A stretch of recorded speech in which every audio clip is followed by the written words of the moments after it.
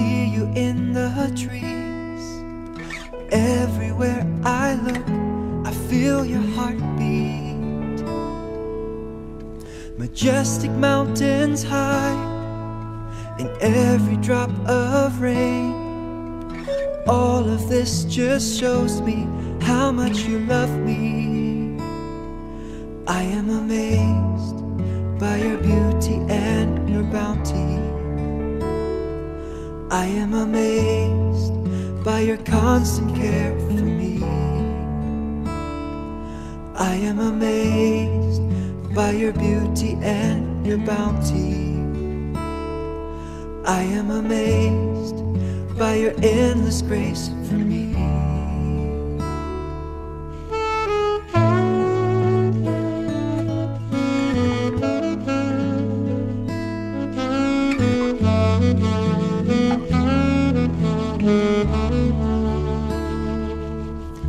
In every drop of dew, the rustling of the leaves, the chirping of the birds, a perfect symphony.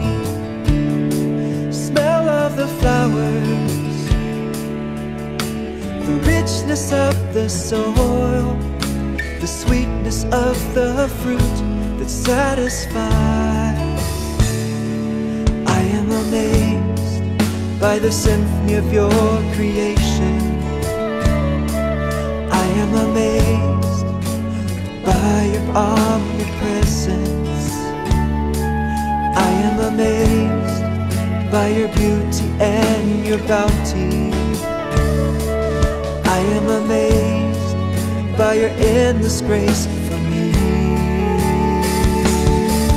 From a firefly to a shooting star, to the song a cricket sings, from the raging seas to the placid lakes, to the bubbling of the stream, from the rays I feel from the rising sun to the stillness of the night. I am amazed by your beauty and your bounty. I am amazed by your constant love for me. I am amazed by your beauty and your bounty. I am amazed by your beauty and your bounty.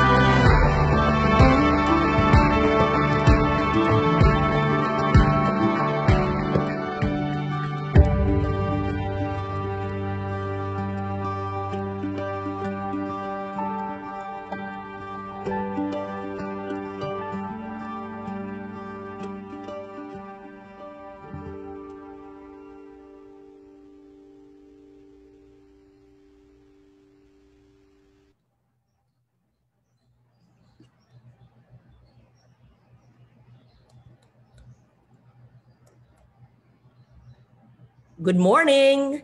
I hope I can be seen. I've been trying to get into the Zoom and somehow there's some technical difficulty and the host has to approve me and see me on video. I hope I'm seen now. Good morning. Mayad nga aga. Kaninyo nga tanan. I just want to check my audio and my video. Am I being seen now? I hope I can be unmuted and I can be seen. Yes? Okay, Climate Change Commission, please allow me to join the Zoom. I can see Anya Lim and I can see our guests for today. I hope that I am being seen now because on my screen it says that the host has to allow me to enter the Zoom. So I am Lauren Legarda and this is the Stories for a Better Normal. And our focus today is on textiles, on weaving, on the alleged fakery of indigenous weaves. Ito'y napakahalaga dahil ito'y heritage ng ating mga indigenous people, ng ating mga katutubo.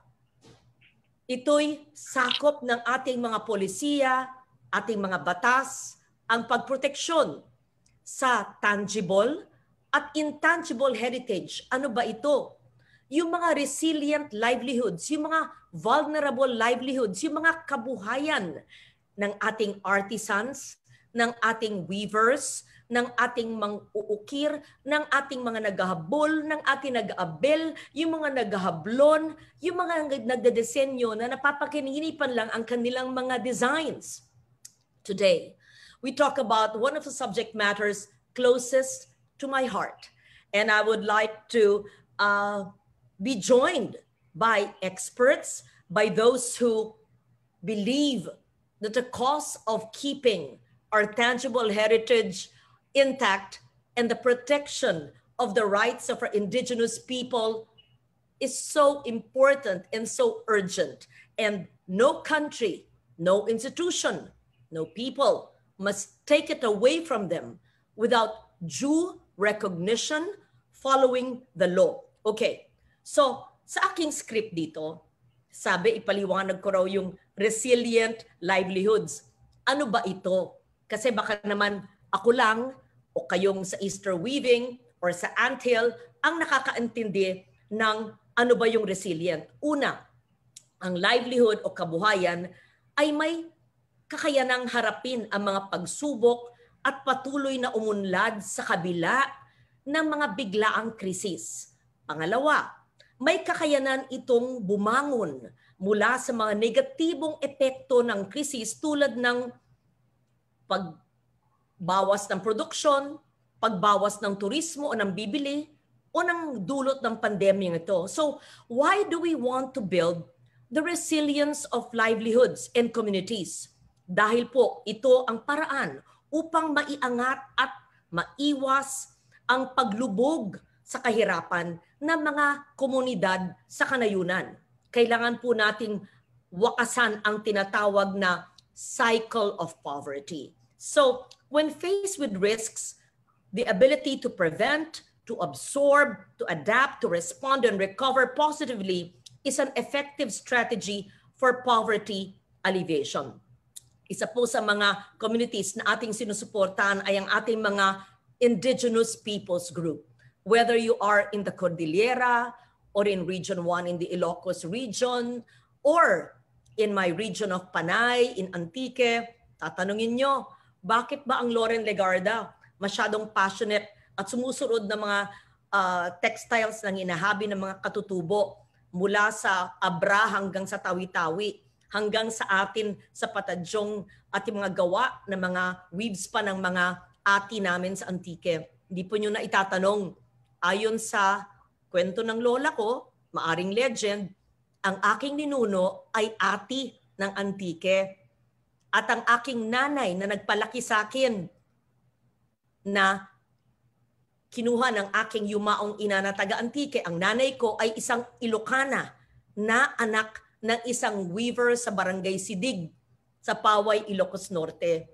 At ang akin niyang pinapangligo, pinapambalot sa akin no ako'y bata pa ay abel ng Ilocano na nakalagay pa yung pangalan ni nanay na Feli Bagayas. Kaya 1960s po, nung ako'y mulat sa mundo, abel na ang aking kumot, abel na rin ang aking towel panligo. Hanggang ngayon, sumusuot pa ng abel. At ako'y tuwan-tuwa rin na yung mga taga-barangay Bagtason ng Bugasong ay nagbigay sa akin naman ng patadyong galing pa sa ninuno nila na over 100 years. Mapakita ko sana mamaya, kukunin ko sa aking baul. Dahil daw sa kanilang komunidad, baka iipisin lang. Aba, yung kanilang lola na ninunong nagbigay sa kanila na wala naman daw sumusuot sa kanilang barangay dahil naiinitan sila o ayaw naman nila isuot pag sila'y farmers or fisher folks. Sinuot ko ba naman sa State of the Nation? Tuwang-tuwa sila. Yung kanilang binabaliwala ay sinunuot ko sa SONA at minamodel-model ko pa. Aba, mamaya marami akong litrato, magsawa kayo sa akin. So teka, ang haba ng kwento ko kasi, papakilala ko muna si Miss Rosalina Salifad. Siya'y taga-Bontoc. Sana wala po kayo na COVID na dyan, yung UK variant. Pero naka-base po siya sa La Trinidad Benguet and she's leading a signature campaign against counterfeit fabrics. Ako'y babati kay Rosalina at kasama niya sa Cordillera si Virginia Tamiing Doligas, General Manager of Easter Weaving Room. Nanggaling na ako dyan, di ba? Matagal na tayong nagkikita po. Miss Virgie is an Igorot who grew up in Zambales and she joined Easter Weaving in 1986 and has dedicated 30 years of her life to the company to promote traditional weaving of the Igorot people. Mamaya, makikita mo, baka ikaw yung nasa litrato, di ba? Tuwing umaakit ako ng Baguio noon, o maski nagpupunta sa, hindi lang sa Baguio, hanggang sa Tuba, Benguet, sa La Trinidad, hanggang sa Bontoc, sa Sagada, sa Mountain Province, hanggang sa Kiangan, Ifugao, hanggang sa Bangaan, ako'y nagpupunta. Naku, sumisiksik ako sa Bangged, Abra. Naku, anyway, so Miss Rosalina is with us. Miss Virginia is also with us. And we have Anya Lim, a young, yeah, she's still a millennial, yes, passionate, founder, managing director of Anthill. Teka, bakit palanggam ang pinangalan mo dyan? May dahilan yan, nabasa ko yan eh. Okay. It's a fabric gallery na gumagawa ng mga kasuutang pangmoderno ayon sa mga weaves ng ating mga katutubo, yung mga sayang na tela. So, nakakatuwa ang mga batang ito. Yung aking Republic Act 9003, Ecological Solid Waste Management Law, ay kanilang ina-apply. Recycle, reuse, adaptive reuse. Nakakatuwa. So, we have Anya.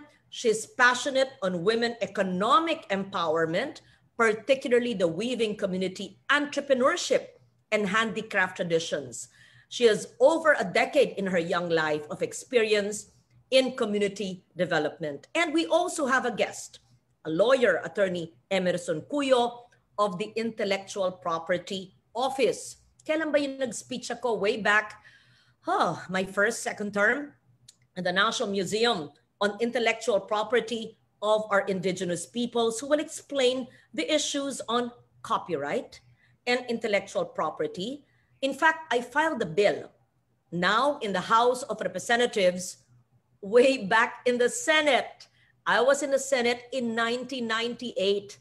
I filed it, I'm not sure what year, either first, second, or third term, an act safeguarding the traditional property rights of our indigenous people. It aims to create a cultural archive. Nangingilabot ako habang binabasa ko to. Of all cultural properties of ethno-linguistic groups in the Philippines. The bill mandates the payment of royalties for the use of the cultural property of our indigenous people. Attorney Cuyo, ipaliwanag mo yung aking panukalang batas, pero habang ito'y hindi pa man batas, ano na ang mga proteksyon ng ating katutubo at kakwento sa atin ng Eastern Weaving ni Miss Virgie, ano ba yung pagdagsa? Sino kaya ang behind nito? Or inosenteng biktima din naman ang mga traders. Kasama din natin on Zoom and we're on Facebook Live ang NCCA, Commissioner Abubakar Datumanong. Siya po ang in-charge Commissioner for Cultural Communities and Traditional Arts. And Dr. Edwin Antonio, Secretary for Cultural Communities and Traditional Arts. And the National Commission on Indigenous People. Alam nyo, for the longest time as Senator, ako po ang chair ng Committee on Cultural Communities, and they know how I provide assistance to our IP groups. We have Commissioner Jennifer Pia Sibuglas, Commissioner for Central Mindanao, and from our NCIP Legal Office. Kasama rin natin ang PhilFIDA dahil po ang PhilFIDA, ang Philippine Fiber Development Authority under the Department of Agriculture na in charge ng fiber utilization, pagpalaganap ng Philippine fiber. Kasama natin si Miss Remedio. Si Remy ba to? Chief ng Fiber Utilization. Remy, ikaw ba rin si Remy? Si Remy sa aking unang termino. Naku, tayo pa rin. Maria Amor Creencia, Chief of the Planning Division. And we also have the Philippine Textile Research Institute because the PTRI is the agency that does research on the use of natural resources for textile production. And we have Dr. Julius Leaño from the R&D division. So welcome to all of you. And I'm so happy. Unahin natin si Miss Virgie. Ayan. Virgie Doligas. Tama ba, Virgie? Okay. Ng Easter Weaving. Una, ano ba yung sa likod mo? Yan ba ay abel? Yang iyong napakagandang kurtina? Opo. Yan po ay design ng Mountain Province. Ang ganda! Aha! Terno yata pero ito hindi Mountain Province. Itong suot ko ay? Paracelis. Paracelis. Ah, pareho. Eastern. This is Paracelis Mountain Province ng mga anong IP group? Bontoc din po. Eastern Bontoc. The Bontocs did this? I'm not sure. I don't think it's the Bontocs. Ang gumawa nito ay Itnik? Gadang po, Deputy Speaker. You're correct. Gadang. Yes. I wanted to make sure I was accurate. This is actually Gadang. And the Gadangs, of course, are in Paracelis Mountain Province, but not exclusive there. Diba? May mga gadang din sa Biskaya diba? Oo. Pero maganda rin, at tinan natin, no, ang mga abel ay yung kurtina niya at ang sinusuot kong gadang, similar. Diba? Just like yung kurtina nyo dyan is at Tiboli, I see in the curtains, but we'll get to that later. Yes. So Virgie, ikwento mo sa amin sa ngayon lang nakarinig ng isyong ito. Ano ba yung problema sa pagnanakaw ng disenyo ng ating mga katutubo? First and foremost, magandang umaga, Deputy Speaker, Ma'am Legarda. Naimbagabigat, kami na po. Opo, magandang umaga po sa lahat. Thank you po sa interest ninyo sa ating katutubong habi at ang concern nyo po to protect and preserve. Yes, it started last year. Marami po nakapagsasabi sa amin na merong mga commercial cloth na ang itsura ay kamukhang-kamukha ng design ng ating katutubong habi. So we were wondering what would that be. Hindi po kami nag-react kaagad dahil wala naman po kaming nakikita sa sinasabi nila. But when these so-called fake materials started to flood Baguio, we were alarmed at doon na po namin napatunayan na totoo nga po na may mga fabric material na commercial na printed siya na katutubong disenyo, and we learned that these are importations from China.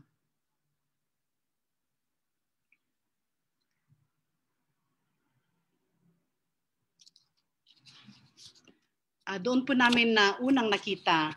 So actually, marami na nga po dito sa local department stores natin na nagbebenta ng mga ganitong fake materials. na ang design ay ang katutubong disenyo na hobby ng Cordillera people.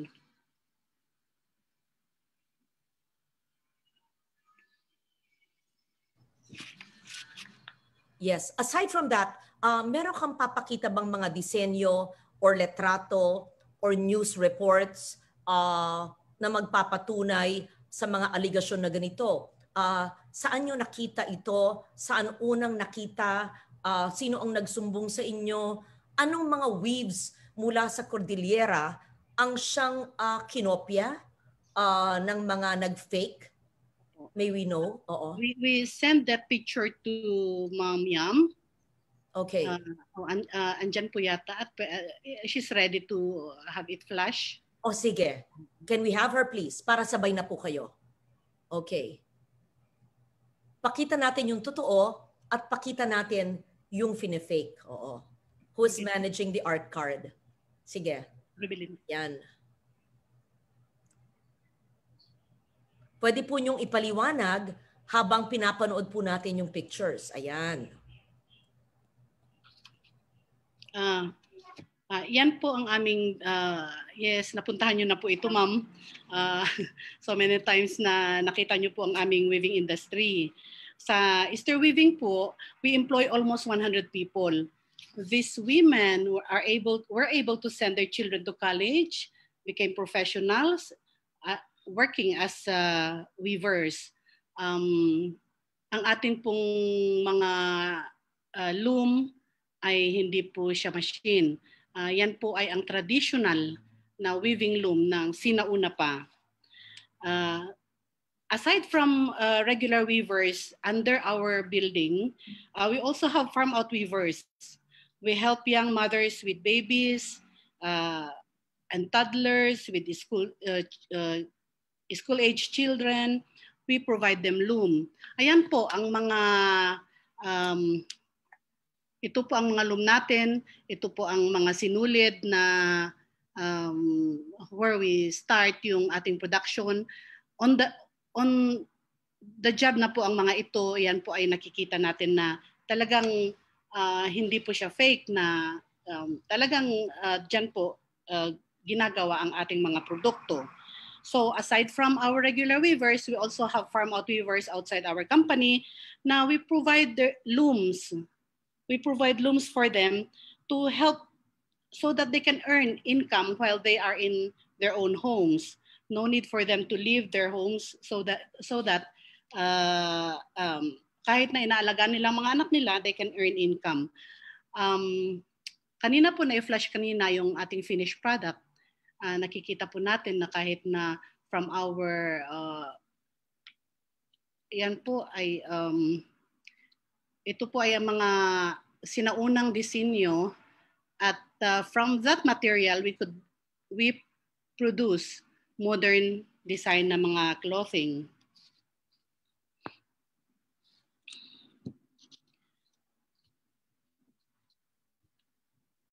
Easter Weaving was founded in 1908. So isang siglo na po ang Easter Weaving. Marami na pong pinagdaanan yan. Ang Second World War, ang Bagyo, earthquake. Kaya talagang, as you have mentioned, ma'am, na resilient ang ating hobby na atin pang natutunan sa ating mga ninuno.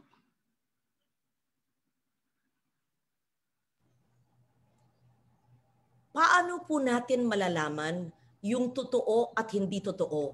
Alam natin, iilan lang tayo ang talagang nakakapunta sa weaving communities, whether sa Cordillera o sa Mindanao o sa Kabisayaan. Ngayon, yan ngayong replika sa letrato. Sa mga hindi po aral sa textiles o ngayon lang nahihilig sa mga indigenous weaves, ano ho ang mga alituntunin na pwede nyong sabihin, whether Miss Virgie or Miss Rosalinda, na para malaman po ng tao, ay totoo pala to, ay hindi totoo. Tapos sasabihin po nila, nako, mas gusto ko na ito kasi mas mura. Paano po natin hindi maeengganyo ang mga tao na bumili ng mga fake At pangalawa, paano natin ihihinto yung pagdagsa ng mga fake na ito sa merkado para hindi naman mawalan ng trabaho ang ating katutubo na oras-oras, araw-araw, linggo-linggo ang paggawa ng maikling metro ng textile. Yan. Siguro maaring sumagot si Miss Virgie at si Miss Rosalina. Bilang weaver din si Miss Rosalina. Yes. Ma'am Virgie, can I speak, Yes. ma'am? Okay. Yes. Ma'am, yung ano po, yung replica po, doon na naka-flash po sa screen po natin. Pag original po yan, maganda yung ano, yung embroidered niya, malalaman mo kagad po yung embroidered. At isa pa po, malalaman natin ang replica po sa texture po ng printed at saka yung original po. Oo. Kasi alam natin, iba yung paghawak mo di ba? O iba yung texture po. Kasi pag printed po siya, manipis. Manipis po kasi nahawakan ko na mismo yung mga ibang replica po doon sa isang department store dito sa Baguio.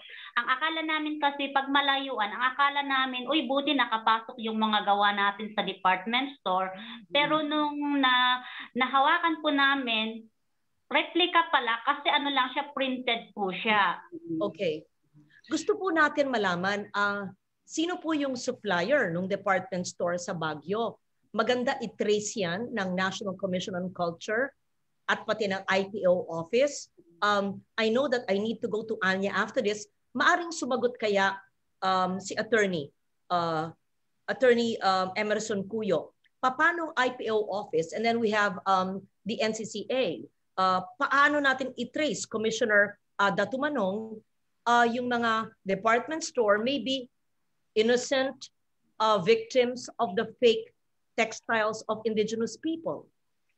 May we have Commissioner Datu Manong, Dr. Edwin Antonio perhaps can also answer of the NCCA at si Attorney Cuyo.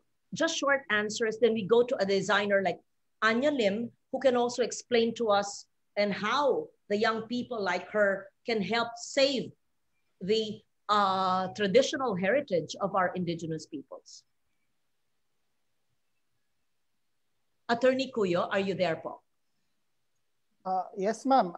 Pagdating po sa IP office, meron po kaming tinatawag na IP Enforcement Office or IEO.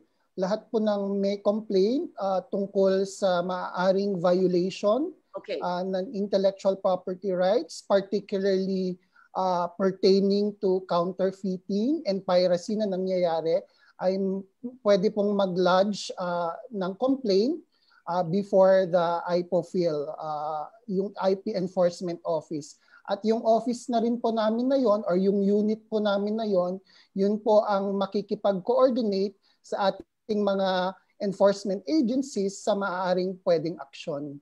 Okay, at this point, nalaman ninyo sa balita na pag-usapan na, nag-file na ako ng resolusyon sa House of Representatives. Meron akong pending bill din sa Kongreso, sa Senado pa noon.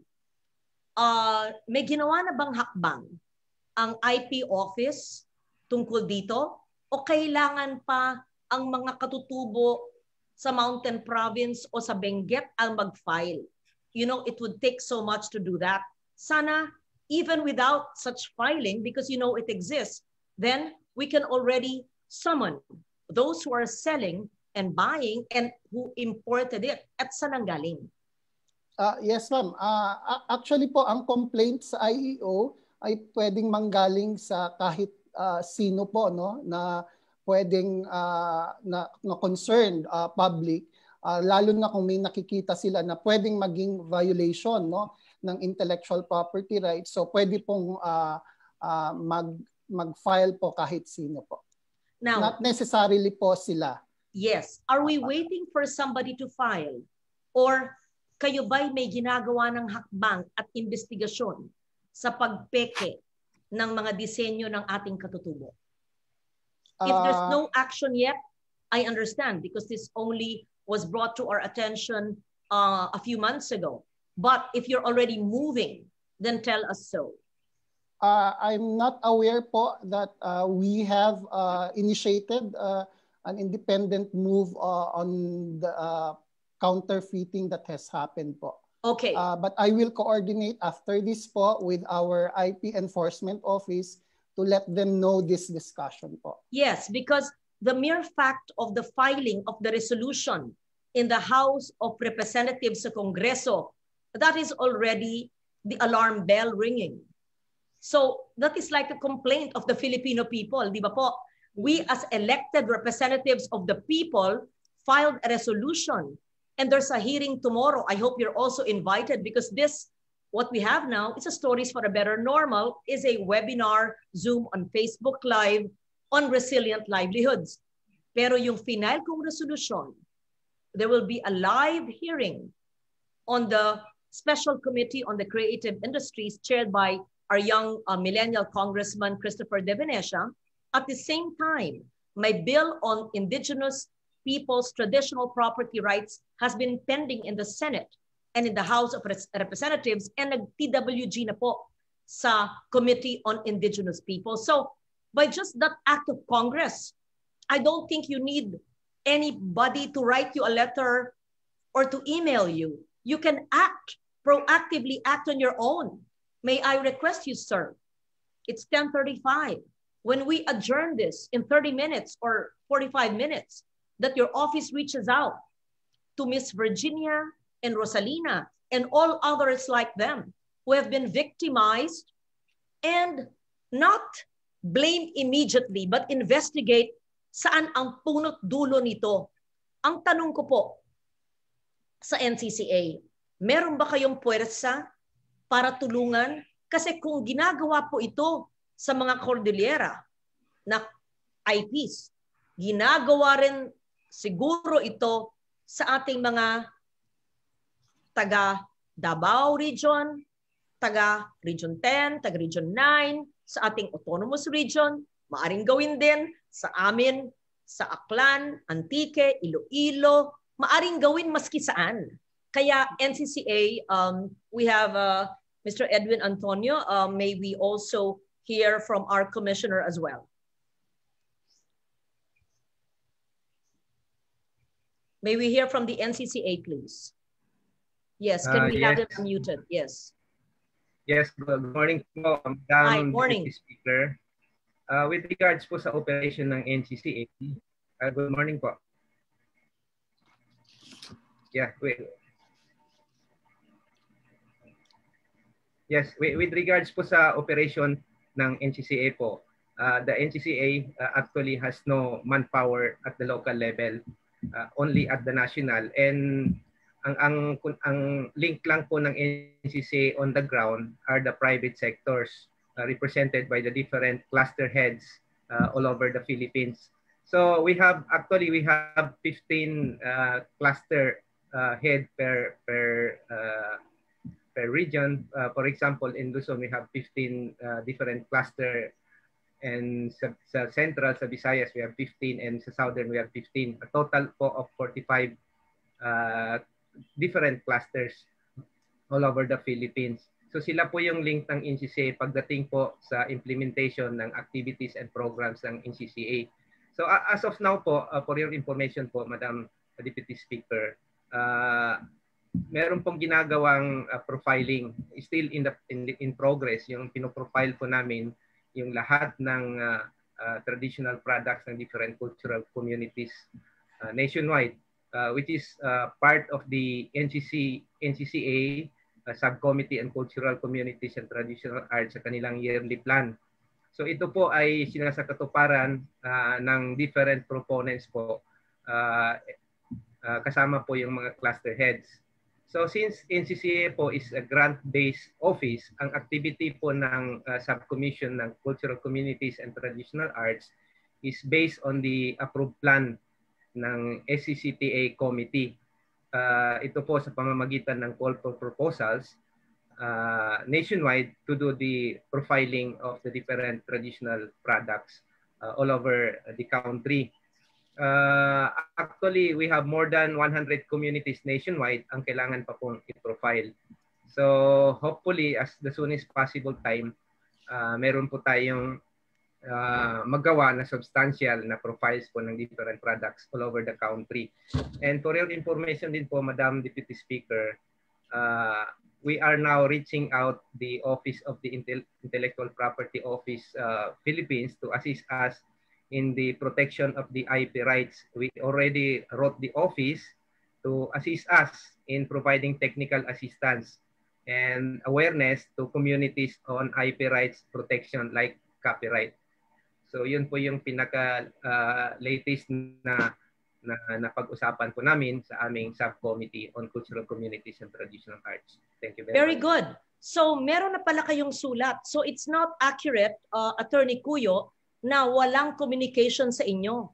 Kasi ang NCCA pala ay umangal na. Pinarating na po sa inyong tanggapan ang kaganapang ito. Attorney Cuyo, have you received it? And have you acted on it? I know your answer is you've not acted on it, but have you received it? And if you've not received it, can you please resend it? And can you please copy furnish my office and the offices in Congress of the chair of the Special Committee on Creative Industries and the Committee on Indigenous Peoples. Okay, thank you so much, Mr. Antonio. NCCA Commissioner, may we hear from you on what the role of the NCCA in protecting the Indigenous people's traditional, intangible, and tangible heritage. Commissioner. Yeah, thank you very much. Ako po yung sumagot kanina, Madam Deputy Speaker. Okay. Kayo na rin po ang sa NCCA. Okay. Isa lang po kayong representante ng NCCA ngayon. Opo, dalawa po kami ni Dr. Antonio po. Okay. Yeah. Okay, it was Commissioner. So I'm referring now to Dr. Antonio. Thank you so much, Commissioner. I'm referring now, I'm sorry, to Dr. Antonio for what other measures. Thank you so much for your very competent answer. Commissioner, now I'm referring to Dr. Antonio. Thank you. Yeah, Madam Deputy Speaker, magandang umaga po. Magandang umaga po sa lahat. Patuloy pa rin ang ginagawa namin pag-uusap sa different committees ng Subcommission on Cultural Communities and Traditional Arts, mas lalo na dito sa Northern Communities. Maraming salamat sa pag-inform at pagbalita sa atin ng mga weavers natin from Cordillera itong nangyari kasi medyo nabahala po kami, no? Mas lalo dito sa Ilocos Norte po na galing mga Inabel.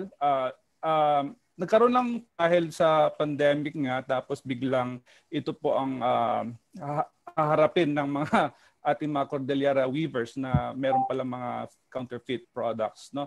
So patuloy pa rin ang ating pag-aaral, no, ng sitwasyon ngayon, and of course meron kaming pinag-uusapan sa subcommission na magkaroon sana ng inventory of the different textiles and designs of the different cultural communities para at least malaman din natin, no, magamit natin para sa pag-identify, no, ng mga different. I'm glad that you mentioned that. Yes.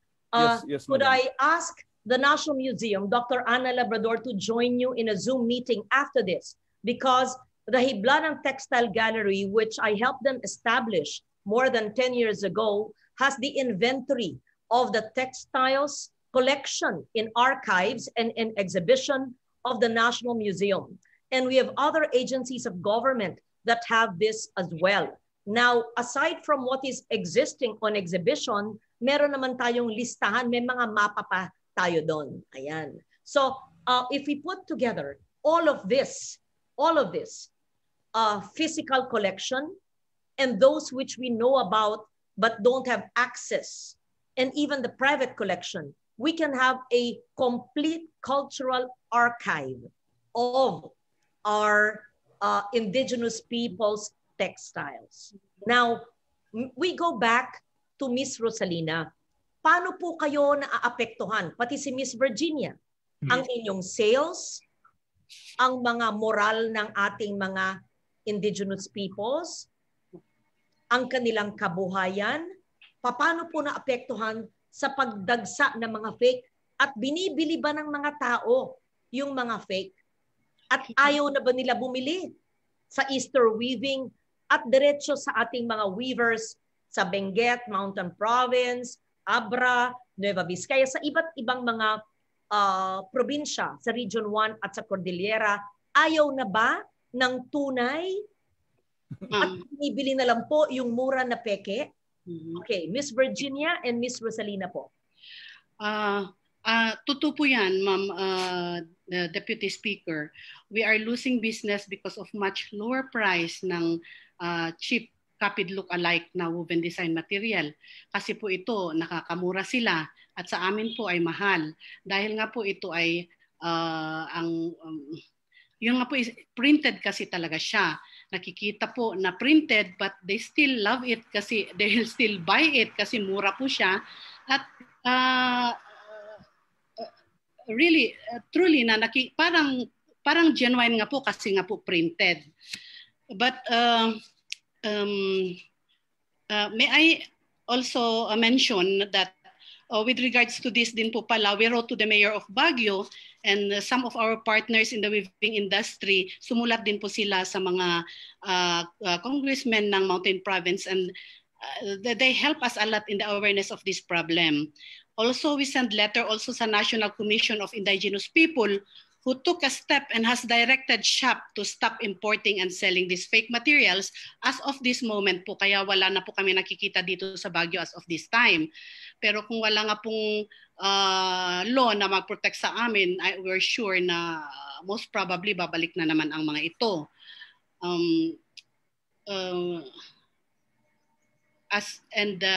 Ang ating po kasing mga produkto dito sa genuine na hobby is it's really with quality ang ating material. Yun po sanang babanggitin ko ng original po na kasi na weaved ay naka-interlace sa sinulid ng ginagamit. Kaya talagang we are doing it na hindi po siya machine. Kaya yun, mahirap pong gawin at mahal ang ating presyo. But we have that attitude na to pass on from one generation to another kasi. Kaya yun po ang ating pwedeng sabihin sa ating genuine. I understand perfectly at ibang-iba ang quality ng talagang hand-woven and I proudly wear this gadang from Mountain Province. In my other episodes, I wear patajong, I wear ikat, iba-ibang weave. May we also hear from a representative of our weavers group, the PhilExpo CAR President, Abigail May Bulayungan. Kasama natin siya. Kasi inimbita ko rin si Lily Luglog, ang aking kaibigan na taga Ifugao. And I think Lily and Abigail are both on Zoom as well. Ready kaya si Abigail magsalita din kung paano apektado ang mga Ifugao? Ginagaya na rin ba ang mga disenyo ng ating mga Ifugao? Yes. Hi, good morning, Madam Lauren. Hi, ayan, okay. Abigail, ikaw ba'y nasa Banawe, sa Kiangan, nasaan ka? Yes, ma'am, dito sa Lagawe. Namimiss ko na kayo, namimiss ko na kayong lahat. Miss you too. Yeah, oh well, yeah, thank you for giving so much attention to our concerns regarding the counterfeit garments. And yesterday, I was with the Sangguniang Panlalawigan of Ifugao. We were discussing this. And it was all good that, of course, we have mentioned also the House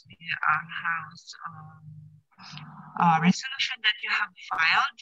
And to mention the counterfeit garment presence here in our province also is doing good, and it's already hurting a lot of our weavers. So karamihan sa not really oriented sa original or genuine woven fabrics are sorting to having these replicas. Iba dito yung ibang weavers rin po nagkakaroon ng fear na why do we still have to go on with weaving? Ito naman na yung mga replicas at marami na rin ang bumibili sa kanila. So ang nangyayari, less na rin. For example, kami na traders,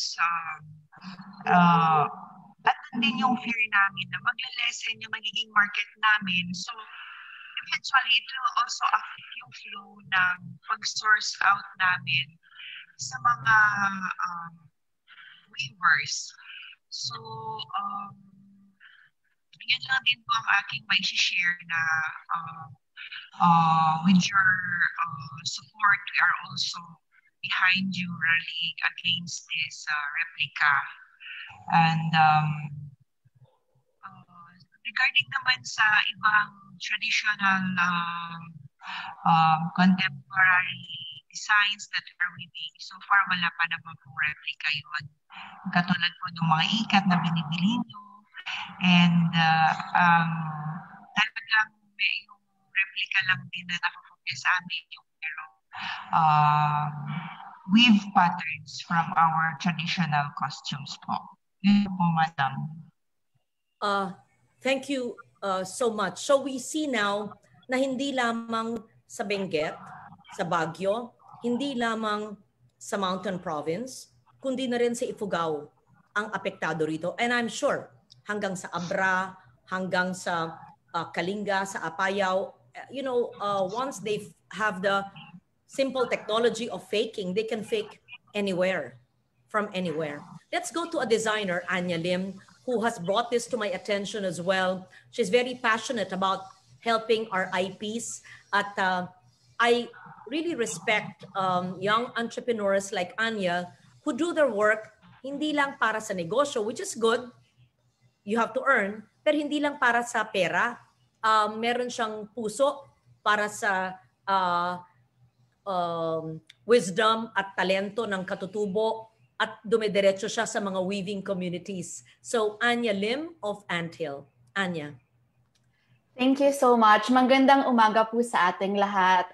I'd like to really take this opportunity, Deputy Speaker Lauren, to really thank you for readily taking action on the issue and really putting your foot down and demanding for agencies to take action right away.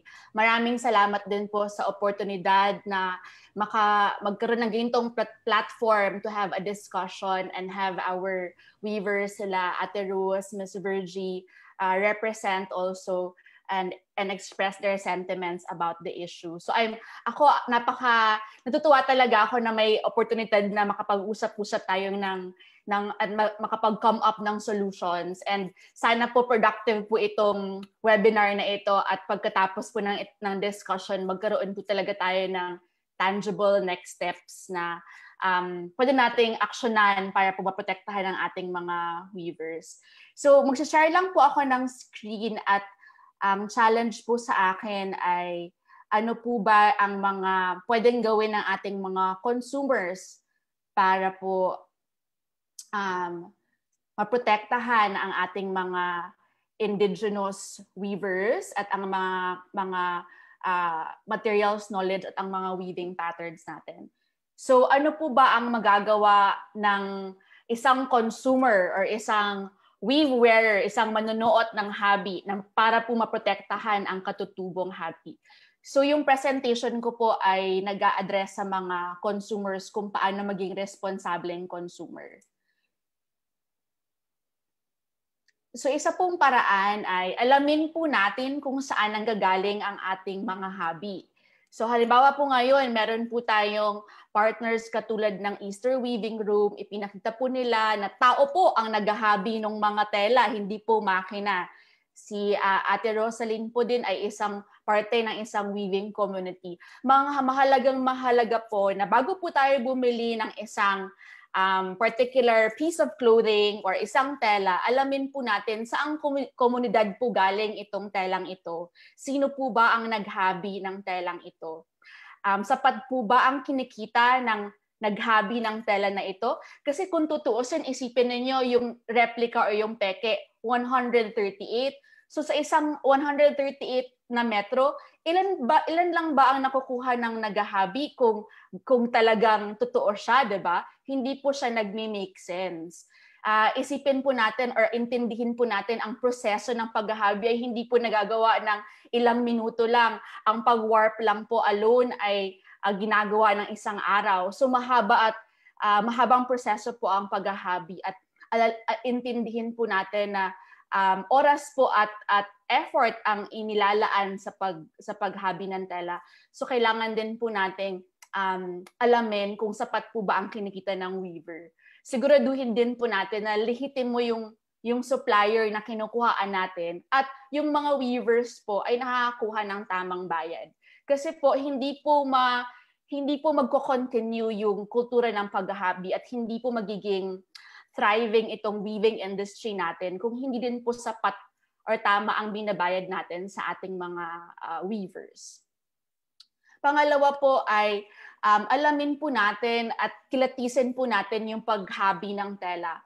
Sa Anthill po, meron po kaming nilagay sa aming IGTV isang diskusyon na nagpapakita kung paano niyo po ba kikilatisin at makikita yung difference ng habi at peke. So una-una po, ang habing kamay po ay pag nilagay niyo po sa ilaw, makita niyo po porous po siya or mas maluwang po yung pagka-weave. Kasi kahit na po yung peking material, may warp and weft din po siya. Pero pag itiraas niyo po sa ilaw, makikita niyo po na yung habing kamay, mas porous po siya dahil po nag-iiba-iba ang tensyon ng paghahabi. Pero po yung machine woven, very tight po yung kanyang weave and warp. So pag tinaas niyo po siya sa ilaw, wala po masyadong translucent or porous effect. Pangalawa po ay mostly po ng mga weaves are yung width po ng mga weaves ay nag-range lang mula 16 inches at 32 inches. Ang alam ko po, ang Easter weaving may lapad na mas malawak pa sa 32 inches, pero 2 taon na po ang nagwi-weave noon. Kasi po ang haba po ng ating kamay, yun lang po ang kaya ng isang weaver sa pag-weave sa isang loom. So kung yung mga binibenta pong peke ay 60 yards, malamang po hindi po yun hinabi ng tao. Pangatlo po, ang dulo po ng tela or tinatawag na selvage ay wala pong print. So mostly pag peke po, may print or napaka-straight ng linya. Pero po ang hinabing tela po sa kamay, makita niyo po inconsistent po yung dulo niya. Para po siyang zigzag or edges dahil ito po ang selvage ng isang hinabing tela. Pang-apat po, naikwento po ni Ate Rose kanina na very light itong printed material. So usually po, pag hinabi po siya, depende sa thickness ng thread or sa kapal ng sinulid, nag-iiba po ang texture ng tela. At also, pag printed po, makikita niyo din po na printed po siya dahil wala pong texture yung tela. Pang-lima po, ang habing kamay po ay maraming mga imperfections tulad ng runs at buhol. At ito po yung kagandahan ng gawang kamay dahil meron pong beauty in the imperfections of the fabric. So, minsan po kapag depende po sa material, minsan po nagkakaroon po ng mga breakage sa thread. So, ito po ay ninanot ulit or kung natural fiber po siya, depende po sa ating panahon. Kung masyadong mainit po, madali din pong mag-break ang abaka. So may mga knots po na nangyayari at nakikita sa mga tela. So before po kayo bumili, kilatisin niyo po muna yung tela para malaman natin kung totoo or peke po ito. Alamin din po natin na yun yung diniscuss ko po sa unang slide, kung tama po ba at sapat ang kinikita ng ating mga weavers. Kung talaga pong nasa ating puso na protektahan at ang ating mga indigenous weavers at gusto po natin na mag-thrive ang industry at patuloy po na mapalago ang weaving industry, pati po ang mga kabataan ay mahingkayat na mag-weave, siguraduhin po natin na tama ang kanilang kita at tama po ang presyo na ibinabayad sa kanila. So, wag po tayong masyadong ma-concern about the price. Karaniwan po sa ating mga customers, maraming reklamo na, ay bakit po ang mahal-mahal ng pag-weave? So, masasagot lang po yung katanungan na yan kung kayo po ay nakakita na kung paano talaga hinahabi ang mga weaves. So, bigyan po nating halaga na ang mga weaves na po ito ay hindi lang po siya basta-basta ingredients to fashion. Hindi lang po ito basta-basta tela. Ito po ay kwento ng ating kasaysayan. Kwento po ito ng ating pagka-Pilipino. Ito po ay ikino-consider ng ating mga ninuno na second skin. So bigyan po nating halaga ang paghahabi more than just putting a price on the weave. Ang tela po ay gawa sa kamay, hindi po gawa sa makina, at marami pong meticulosong proseso na pinagdadaanan ng paghahabi bago po siya maging final product or bago po siya maging tela.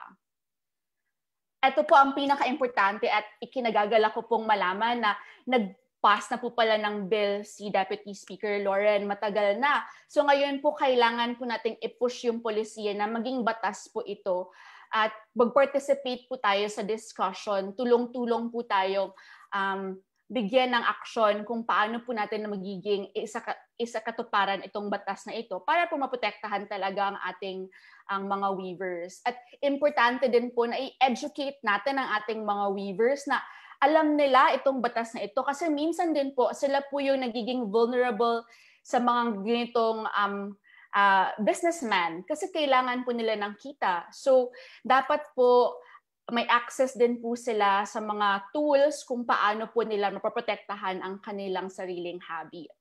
Hindi po lahat ay meron pong kasing empowered ni Ms. Virgie or ni Ms. Rose na i-express or mag-pass ng complaint. So, kailangan po maging vigilant po tayo. At alam po natin kung ano yung detalye or intricacies ng law that's protecting our indigenous people. Finally, it's also very important na pahalagahan natin ang kultura ng paghahabi. Na-mention ko po kanina na hindi lang po ito basta-basta tela, ito po ay parte ng ating identity bilang isang Pilipino. Ito po ay sacred na mga patterns, yung iba pong mga patterns sa pinipeke nila, ito po ay sacred patterns at malalim po ang mga kahulugan ng mga telang ito. So dapat po hindi lang po siya natin titingnan at face value, titingnan po natin yung lalim at halaga ng mga tela at kung bakit natin siya kailangan protektahan. Importante din po sa ating mga consumers na maging responsable at mag-participate sa ganitong discussion. Kami po sa Antel, nung nalaman po namin na may mga counterfeit weaves, talagang we really took advantage of our customer base and our community, and we launched a campaign called #ProtectOurPatterns para po ma-inform at ma-educate ang ating mga proud weave wearers or ating mga customers kung ano po ang nangyayari. Ini-encourage din po namin ng ating mga customers na mag-demand ng transparency sa mga brands na gumagamit ng mga hobby, sa mga designer entrepreneurs, at alamin kung paano ba nila sinusource itong mga telang ito. Sinusource po ba sila ethically? Ibig pong sabihin, diretso po ba sa mga komunidad na sinusource ang mga tela or binibili lang po ba ito sa Divisoria? Pag nag-join po tayo ng mga trade fairs or pag namimili po tayo ng mga tela sa trade fairs, alamin po natin yung proseso ng supply chain ng bawat community enterprise kung saan po tayo nagsusource ng tela. At patuloy po nating lawakan yung kaalaman natin sa paghahabi at ano po yung ibig sabihin nito. Hindi lang po tayo basta-basta mag-shopping at, uy, maganda yung disenyo, uso siya ngayon. Kasi po, eto pong pagpepeke, nangyari din po ito dahil nakita siguro ng mga businessman yung oportunidad na maki-ride onto the wave dahil naging fashion trend po ang pagsuot ng hobby. Ito po ay advantage for the weaving industry, but also it became a threat and a danger. Dahil ngayon, because of the huge demand, tinake advantage po at pineke yung mga weaves. So, pag nagsuot po tayo ng mga hinabing materials, laliman po natin yung pagpapahalaga sa pagsuot nito na hindi lang po siya basta-basta labet. Ito po ay something that represents who we are as Filipinos and something that represents our heritage and our culture. Yun lang po. Thank you so much, Anya. You're very articulate and you're able to explain the importance of our indigenous weaves, of the traditional intellectual property rights of our indigenous people. Para po sa kaalaman ng lahat ng nanonood sa atin, hindi lamang sa Zoom, kung saan kasama natin ang agencies of government, but also on Facebook Live. Matagal na po itong nangyayari. Hindi lang po ngayon taong ito or 2020 nung naging uso ang mga pop-up at paggamit. Ito po'y dagsa na rin nangyayari at finifake na rin ang mga ikat at mga disenyo ng ating Dreamweavers, let's say, ng Mindanao, dahil may pumapasok din ng mga counterfeit fabrics. I will not name the country kasi ayoko maging judgmental, na pumapasok sa Mindanao. So as we protect the designs and patterns and works of our northern brothers and sisters, of the Cordillerans, of the Ilocanos, let us also prevent the artistry and designs of our Moro brothers and sisters.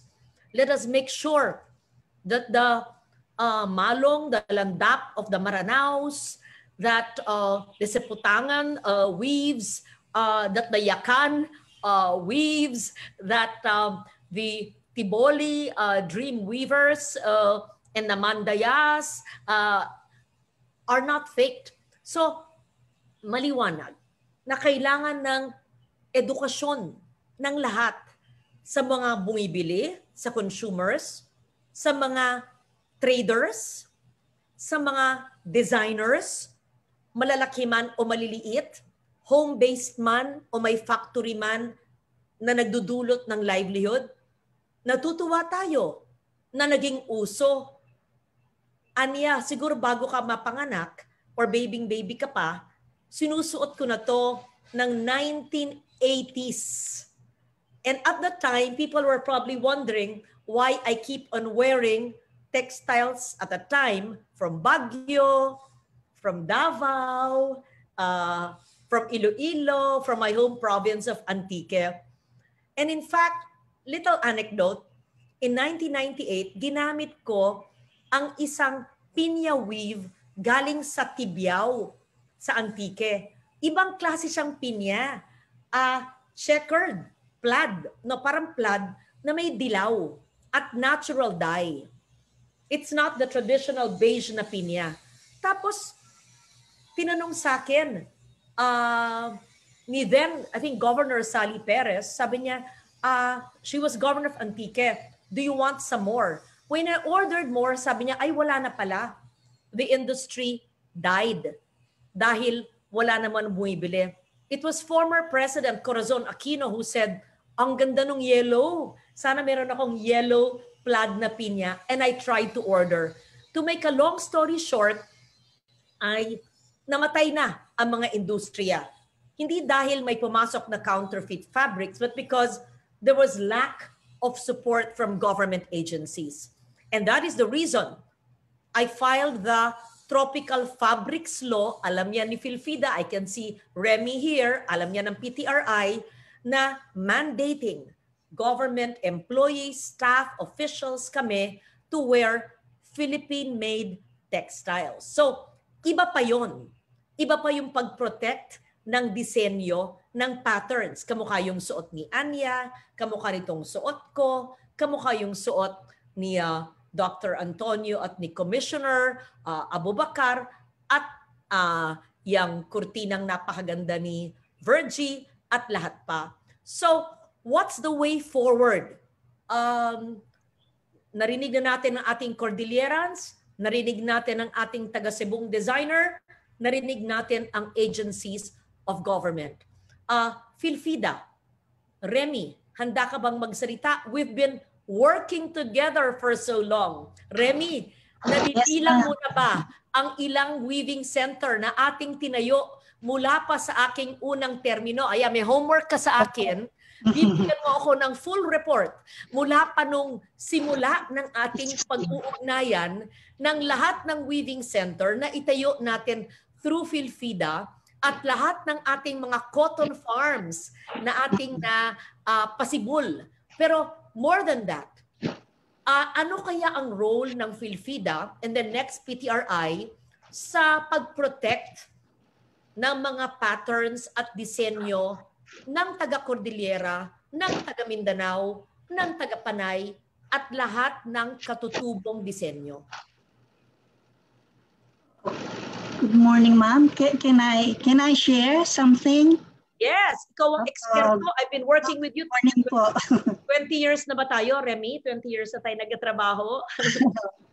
Pero yung full blast ng ating partnership ay noong 2016, ma'am, nung itinatayo natin yung ating mga weaving centers. Yes. Yung po yung start ng ating talagang dikdikan na trabaho. Okay, okay. So, what I would like to share about the protection, meron po kasing na-create na. Actually, there is an existing MOU, Memorandum of Understanding, between the Department of Agriculture and the IPO, signed in 2018 with the former Secretary Emmanuel Piñol and Director General Josephine Santiago. So 2018 po yun napirmahan yung MOU. And latter 2019, nag-start na po mag-create ng Technical Working Group. So actually ang focus po ng MOU is to recognize and promote the protection of products bearing geographical indications, foster quality production, strengthen market position, enable equitable distribution of profits for rural communities, and contribute to the overall economic growth and national development. Although ang focus po nito ay agricultural as product as a whole. So pag sinabi po natin, we will try to protect kung ano yung na-produce ng bawat through geographical indication. So ito yung protection na pwede nating ibigay dun sa mga ganitong creation. So, syempre, agricultural products includes coffee and cacao, heirloom rice, pero bilang ang Philfida, kasama po dun sa Technical Working Group, in-identify na po namin ang mga woven fabrics. So, last year po, na-identify na po ang tinala, na-identify din po yung patadyong ng Bagdason, and some other woven fabrics na dapat i-focus natin na pwede nating gawaan ng geographical indications as part of the IPO. So, ang focus po naman ito, ma'am, kasi ngayon lang dumating po itong issue na to, so it's more to develop. Paano natin tutulungan yung mga katulad ng mga IPs natin to create their GIs. So, alam po ito ng IPO kung ano po yung mga GIs na common na sa buong Pilipinas. So, ang DA po ay in support of the protection ng mga ganitong creations, lalo na ng ating mga katutubo. Okay, kaya naka-line up na rin po, ma'am, yung textile. And actually, they are also in partnership with the French government. Nag-meeting din po ang French government representative with IPO on this kasi ang French government pala ang nag-initiate ng GI. So tinutulungan po tayo how to make these geographical indications. Kaya po, ma'am, na-i-share ko to. This is a good venue for our craftsmen, yung ating mga artistry na isubject po sa GI yung kanilang mga creations. But there could be mahabang proseso po, but the DA is willing to support together with the IPO. So ma'am, yun po yung may shishik ko, how the department could help in protecting yung ating Very mga good. creations. Yes, very good. Thank you for that.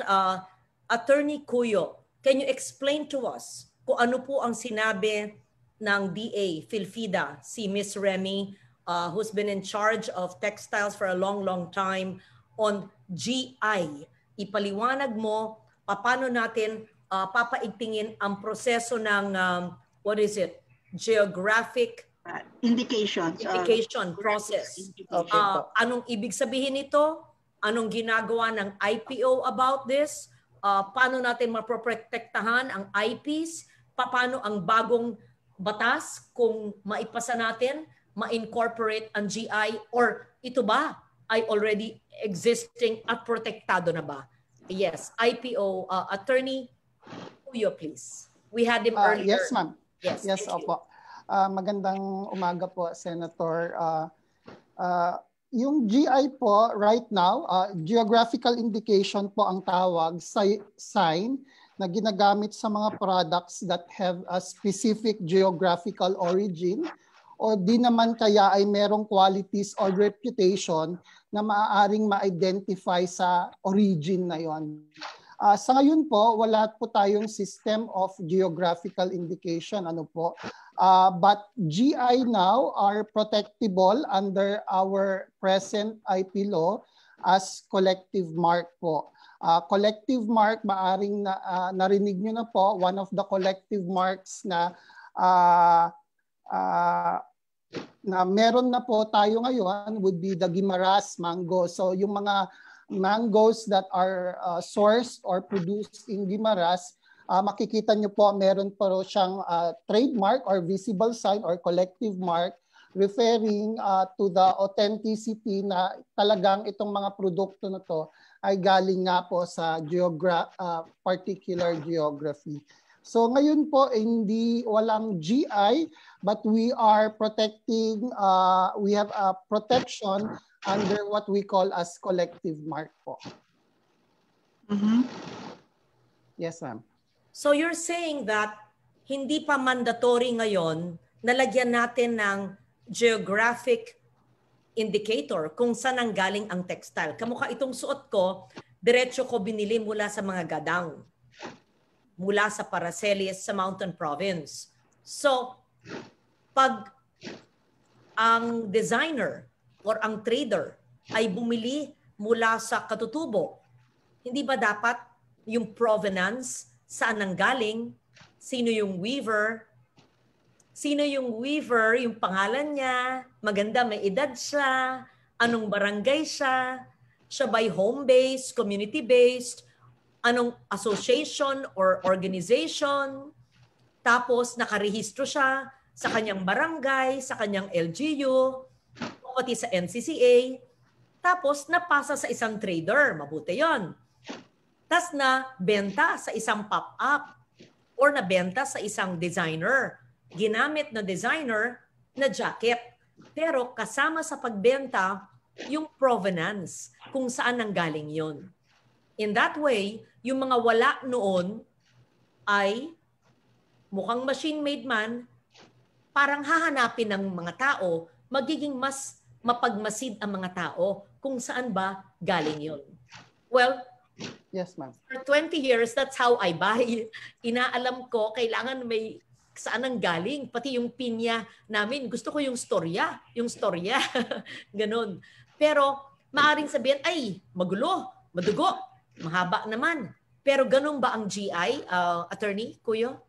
Opo, ang GI will serve as a trademark po yan, pumapasok under the law on trademark. So ito po yung sign na pwedeng ilagay so that you can be sure of the identity of the product na talaga pong galing siya sa particular source or geographical origin nga po na sinasabi. Okay. So my question again, pardon me for being repetitive, what existing policy mandates putting the GI in our textiles now?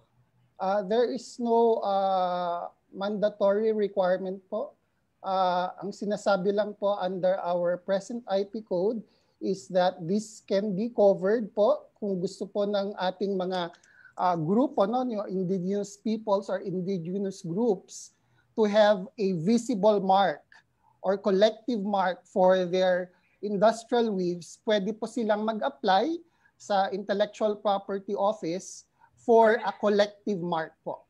Okay. So, hindi na kailangan matagal at pahirapan kasi covered na ito ng intellectual property laws ngayon. As you said, maari. Ibig sabihin, hindi lang siguro nila alam o ginagawa. So, ngayon din, pwede nilang i-access yung pagpatupad ng batas natin na existing and to apply in your office. Ito ang aming tatak. Ito ang gawa ng gadang. Ito, sabi mo na, ang patadyong ng bagtason ng antike. Ito ang pinya na gawa, let's say, sa Kalibo, sa Aklan, or sa Balete, sa Aklan. May ganun, di ba? So, i-apply na nila para naka-GI na sa kanila, correct? So, hindi kailangan isabatas pa because that's an implementation of the existing law. Yes, Madam Senator. In fact po, noong pumutok nga po yung balita, our IPO satellite office in Baguio was approached nga po by the groups and they were advised of the possible protection or protection na pwede nilang makamit under the Intellectual Property Code po. So isa po yun is for application as a collective mark po. Very good. May I listen to NCIP Commissioner Jennifer Pia Sibuglas for Central Mindanao because we know na hindi lang Cordillera Textiles but also Mindanao and textiles everywhere. So may we hear from the NCIP, please. Isang makatutubong at makalikasang umaga sa ating kinatiwang sa Kongreso na napakabusilak ang puso at patuloy na katuwang natin sa pagpapangalaga, pagtaguyod ng mga karapatan at kapakanan ng mga katutubong Filipino. Nagpapasalamat kami sa inyo, Deputy Speaker Loren Legarda, sa pagkakataong ito na maibahagi natin ang mga karapatan ng ating mga katutubo at mapag-usapan din, matalakay din natin kung ano yung mga nararanasan ng ating mga katutubong weavers, hindi lamang po sa norte, kundi rin po dito sa Mindanao. Alam natin na hindi lang po weaving ang ating problema dito, kundi pati na rin po yung sinasabi natin yung embroidery. Nagrereklamo rin po yung ating mga manobos from Caraga dahil yung suyam nila ay lumabas na rin po sa merkado na peke rin po yung material na ginagamit at piniprint po na walang pahintulot sa ating mga komunidad. Alam po natin na ang ating ahensya, ang National Commission on Indigenous Peoples, ay hindi po natutulog, lalong-lalo na po sa pamumuno ng ating chairperson na si Secretary Allen Capuyan, na ngayon po ay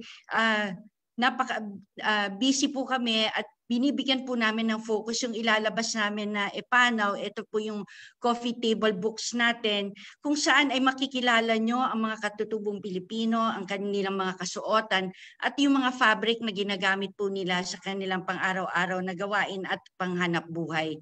So ang National Commission on Indigenous Peoples, dahil marami po kami natatanggap ng mga reports na ito nga gumagawa yung mga enterprising individuals o companies natin ng mga pekeng materials na hindi nga po nagpapaalam sa ating mga komunidad, ay bumuo po ng isang task force kung saan po ay ito po ang mag-iimbestiga ng mga ganitong paglabag po sa mga karapatan ng ating mga katutubo.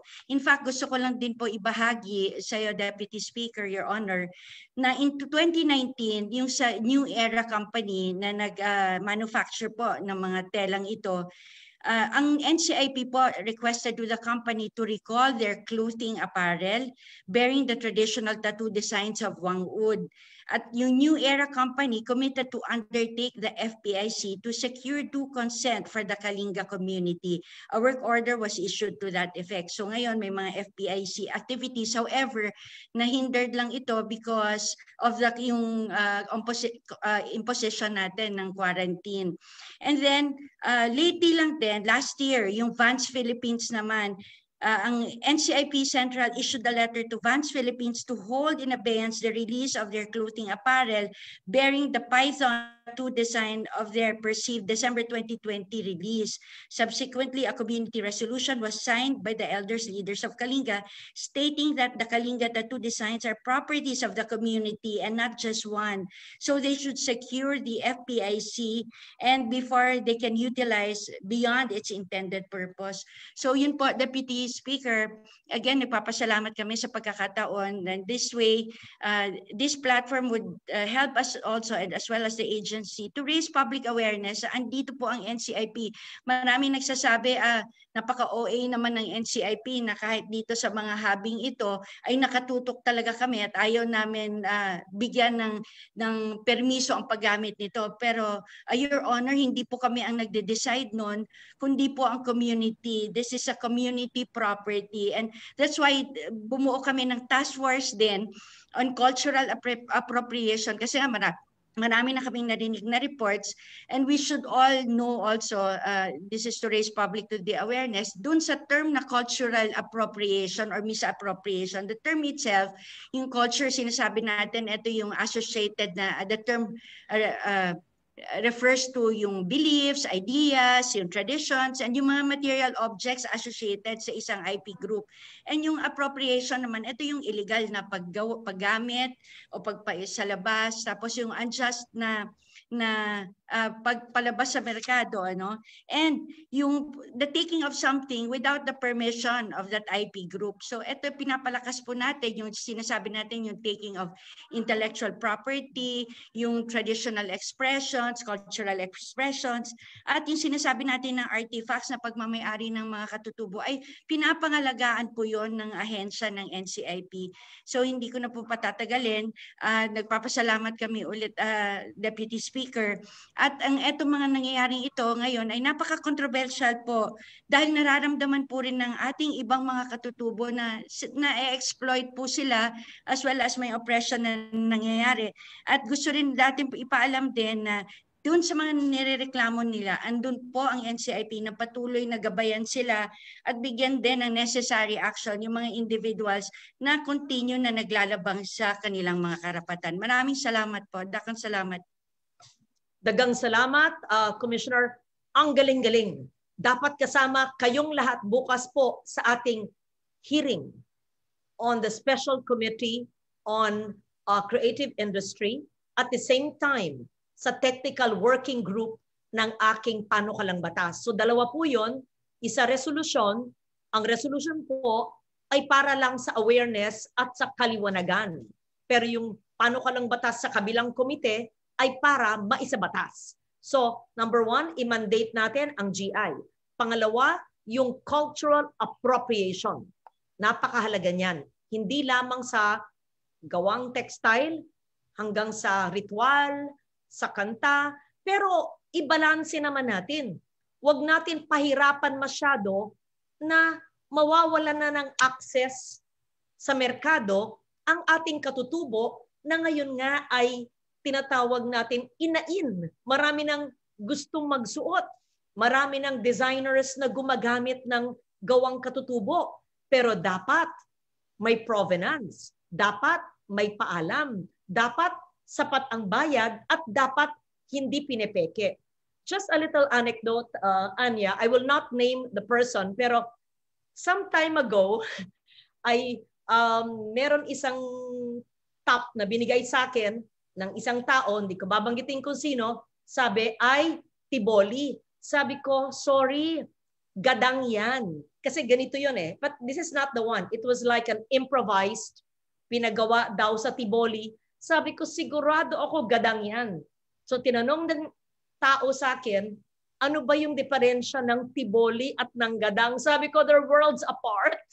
Tiboli ay sa Mindanao, sa Region 12, sa South Cotabato, at ang gadang ay nasa norte, sa Mountain Province. Ay hindi pa pala nakakapunta yung tao doon, yung designer, at gumawa ng mga ganun, akala Tiboli, pero it was actually gadang. I do not blame those who do not read or who do not know. That's why kailangan ng NCIP, NCCA, IEC, Information, Education, Communication, dadagdag ko, Protection, Conservation, Documentation, Archiving. Kaya marami tayong trabaho. Kayong lahat na kasama ko ngayon, 1 oras at kalahati na. We will convert this into a technical working group. This is a task force against fake fabrics to protect our indigenous people's rights. Number 1, the way forward. Meron tayong hearing bukas.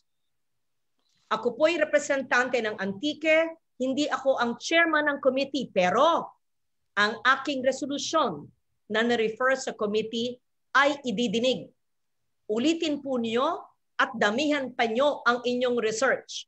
Kasama ang IPO Office, NCIP, PhilFIDA, PTRI, Easter Weaving, Anthill Gallery, Ifugao Weavers, Mountain Province Weavers, kung sino pa ang kasya, pati NCCA are commissioners. Because it's not just Cordillera, it's Mindanao as well.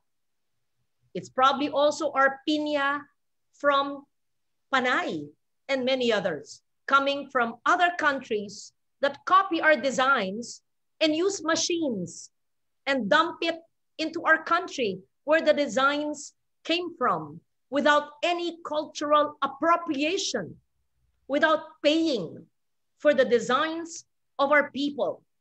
And perhaps importers, traders, store owners, buyers, designers, consumers, and wearers innocently being victimized. Kasi maganda, kasi mura, kasi magaan, kasi accessible, kasi.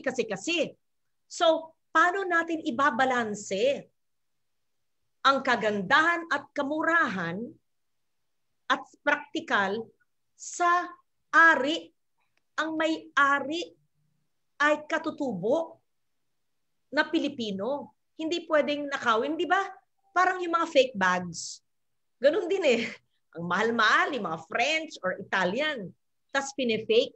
Hindi ko na sabihin anong mga bansa, pinifake, hindi ba? Hinuhuli nila yan. Pagpasok ng bansa, tayo rin maari. Kaya, ihilingin ko po sana sa IPO office by tomorrow because the NCCA had already emailed DAO to you such a request to have some output so that Ms. Virgie can also ask the stores that sell it in Baguio, sino ang supplier nila? Let's just trace it. Sinong supplier, sinong importer, sinong trader, hindi natin husgahan, they may be innocent victims. Gaya nga nung sabi kong designer, hindi alam yung diferensya ng tiboli at saka ng gadang. Diba? So, marami naman hindi alam lahat yan. So, there's a need for education. So, I thank all of you for being with me today. I will show some photos with weavers that I've been going to, supporting, helping, setting up weaving centers for more than 20, 30 years. Been wearing them since the 1980s. And now, usong-uso na, and I'm so happy. But we should not allow the misappropriation. We should not allow the theft, ang pagnanakaw ng ideya. So last few words, Anya. This very young, articulate, talented millennial designer. Yes, so you put together the worlds of the indigenous people as a designer. Just a few words from Anya Lim from Cebu. So I'm not really a designer, Deputy Speaker Lauren, but we do have a designer in Anthill. Okay, the company that owns the design group. Okay. Yeah. Sorry for the wrong words. Entrepreneur. Okay. Yes, that's right. I just don't want people to think that I'm a designer. Okay. Yes. I think it's just so important that we consolidate our efforts. I've heard a lot of really amazing initiatives from the different government agencies, but from I think my observation, a lot of these initiatives have been very fragmented. It would really be ideal if we can establish a central agency, an institute that will protect these artisans and our culture. And I just don't know how to go about that, but I think that would be the biggest challenge, is to really how to be able to have a strong collective that will really advocate for the protection of our indigenous and intellectual and cultural rights and materials knowledge. Second is, I think we just really need to continuously amplify our voice, push for that policy to become a bill, to become a law, that bill to become a law rather, so that also we're able to really cascade it down to all our IP brothers and sisters all over the Philippines, so that they know that this law can be something that will empower them and protect them. I think it's also very important that these tools are accessible to them. Finally, last is, I challenge really all designers, entrepreneurs, those who are supporting indigenous weaving communities, and especially consumers, to be responsible, to do due diligence and really demand for transparency, and take the time to really not just appreciate the designs or the final product or the finished products of these weaves, but also really understand the meaning behind the patterns, how it's made, where it's made from, and who made it. Very Thank you good. again for this opportunity. Thank you to all of you. And as a closing remark, we would like to hear from the Philippine Textile Research Institute, another agency of government, this time under the DOST, that I've worked with for so long, just like Philfida under DA. We have Dr. Julius Leaño of the R&D division, and he will tell us more about how the PTRI can help in protecting the indigenous weaves of our katutubos. Okay, mahayag nga aga, Deputy Speaker. Good morning po sa inyong lahat. Mahayag nga aga. Mahayag nga aga po. Thank you. Naimbag nga bigatay apo, digatay at kabagsat Naimbag nga mahayag nga aga. Yes, ma'am. Apo, very tutumbukin ko po diretso yung kwento kanina ni Manang Virgie, because it's a very telling actually. Natakot kami, Manang, because we were actually anticipating na talagang sobrang grabe yung lapit ba nung problema natin, yung pagkakalapit ng tela. Yun pala, it was actually printed. So sabi ko, alam mo, the best way to do that, look at the back. The back of the fabric will have to be not printed. So that's the best way for consumers. So this is already a call to all. If you want to take a look, the printed fabrics, walang print po yung kabila, because no printer will ever print at the back side of the fabric. So that's already one very sure way of distinguishing po yung inyong product.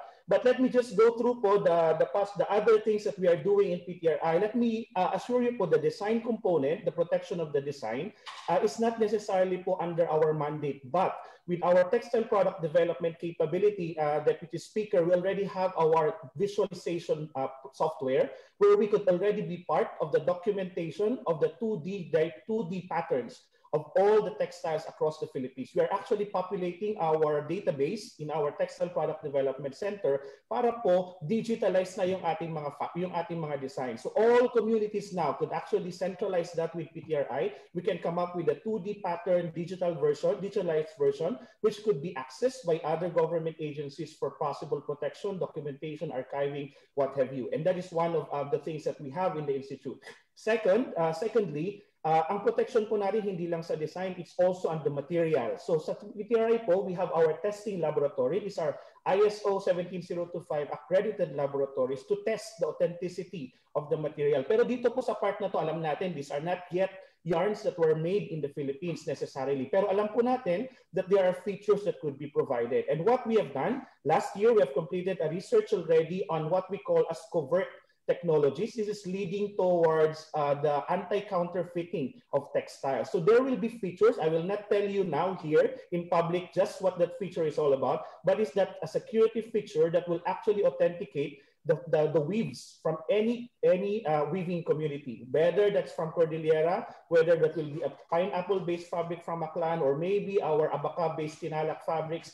We will be able to refine that. Give us, siguro, Senator and Deputy Speaker, until the middle of the year to come up with the framework. We already know how to go about it. We just need the framework by how it will be implemented so that we could pitch it properly to the proper government agencies and institutions that would help us actually roll it out. This is a covert technology. It's a science-based approach, which is similar to yung ating pong nasa ating paper bills, the one that yung meron siyang ganung feature. And we would be able to certainly prove that this is actually woven in the Philippines or not woven in the Philippines at the very least. And we will progress on that later on para po yung real time na. Paano pag ako yung buyer? Nandun na ako sa market ng Baguio, kunwari, paano ko malalaman? Pareho na silang woven fabric. And this is already a possibility that's upcoming. Parehong woven fabric. Ito, kung daw to, galing daw itong Ifugao. Pero how would you know na Ifugao galing yan? Hindi yan sa galing, for example, in another country. That it will also be enabled, hopefully, within the year as we complete those researches. So, let me just... Yes, what you call, yes, anong tawag mo sa makina? What technology, what machine?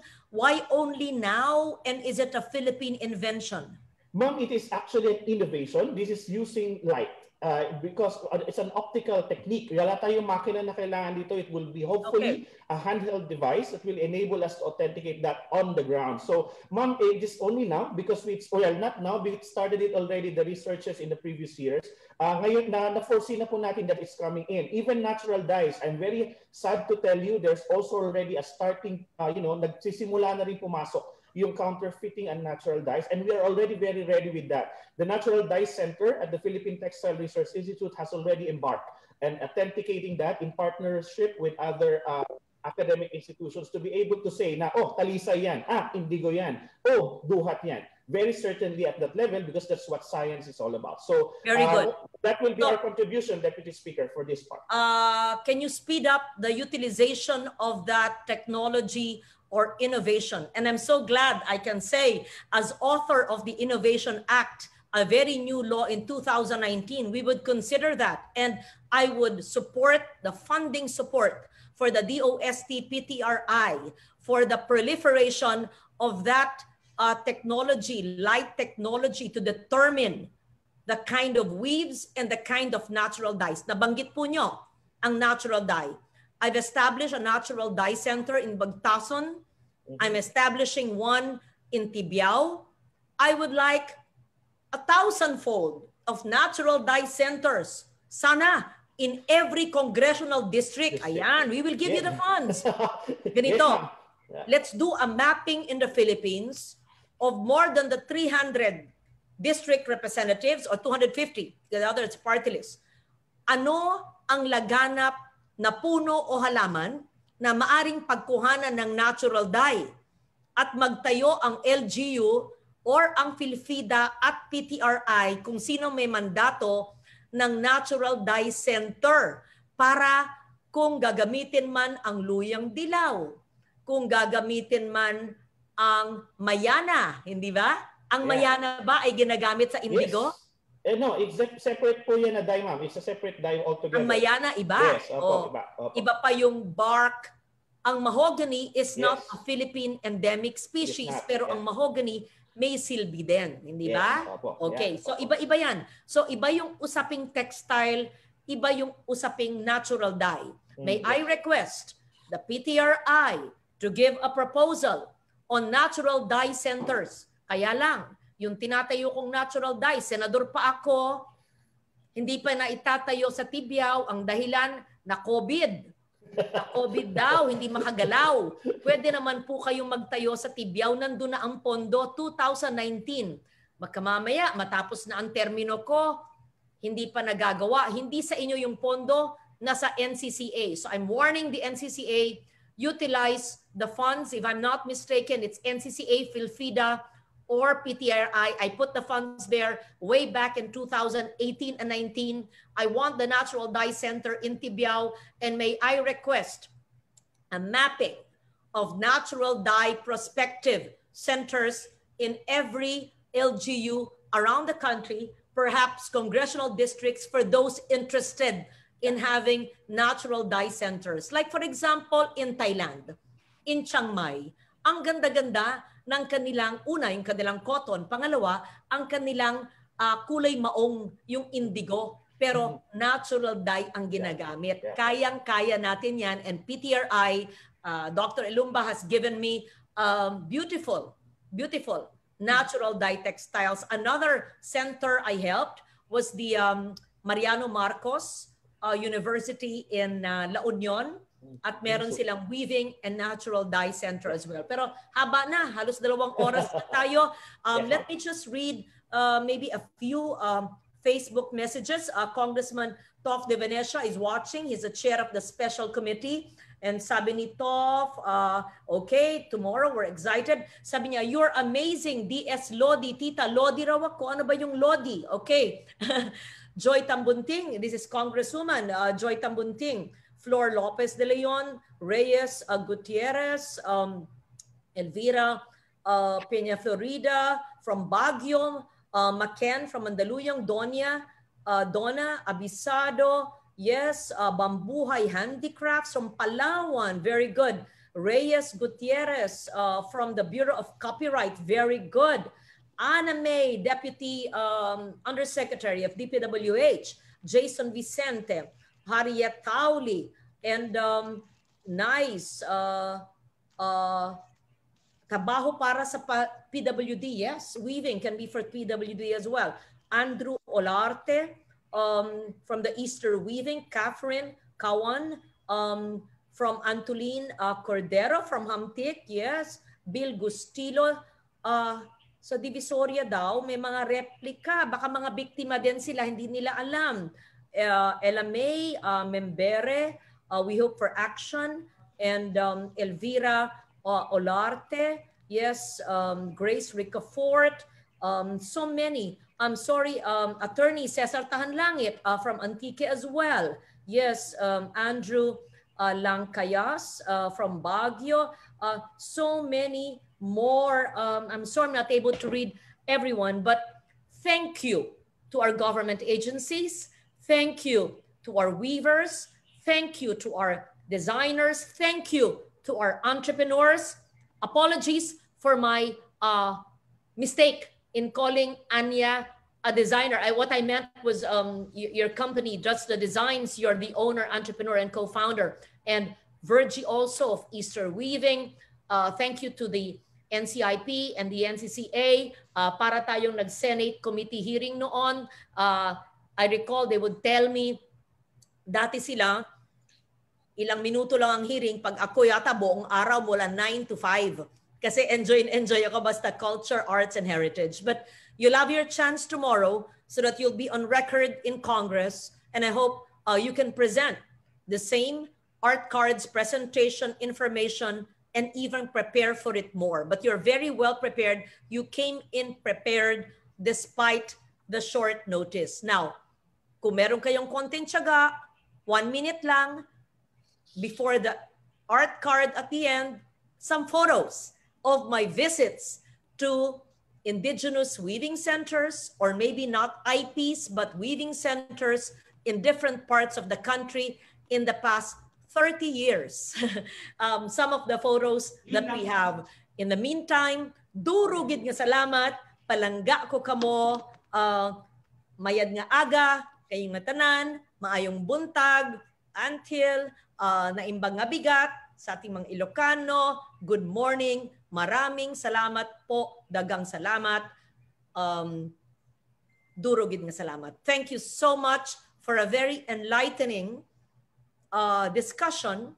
But discussion is nothing if no action is taken.